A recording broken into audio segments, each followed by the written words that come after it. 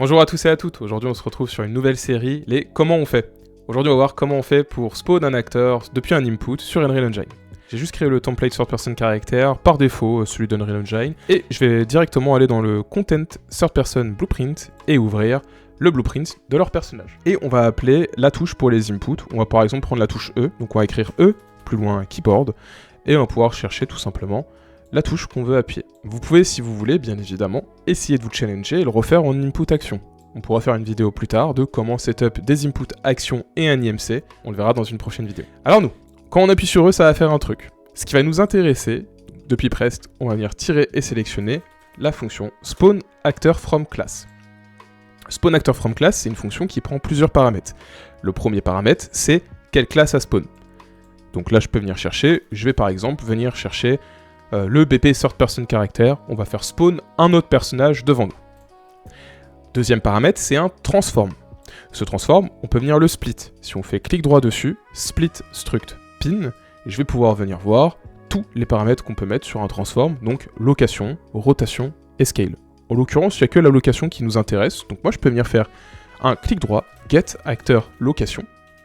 Get actor location, ça nous retourne la location actuelle du personnage qui l'appelle, donc en l'occurrence le joueur. Derrière, du coup, je vais venir faire une addition. Donc la position plus un petit offset devant nous pour spawn quelque chose devant nous. Et du coup, comment on fait pour récupérer ce qui est devant nous? On peut faire clic droit et récupérer le get actor forward vector.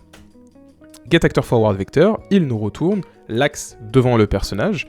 Et du coup, je peux multiplier depuis la return value. Donc on peut tirer et multiplier. Et en deuxième valeur, je vais venir mettre un float.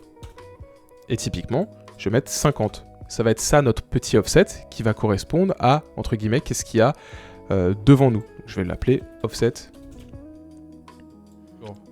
On peut connecter du coup le résultat à notre plus.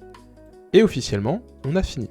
Alors quand même, on peut voir le troisième paramètre, le collision handling override. Au lieu que ce soit défaut, moi j'aime bien venir sélectionner le try to adjust location, but always spawn. Si jamais on essaye de spawn quelque chose et qui collisionne avec quelque chose, il va venir le déplacer un tout petit peu, mais il va toujours faire en sorte que ça puisse spawn. Donc on peut venir le sélectionner. Vous avez après owner et instigator. C'est si jamais vous voulez spawn quelque chose et lui dire qui la spawn ou qui est son owner.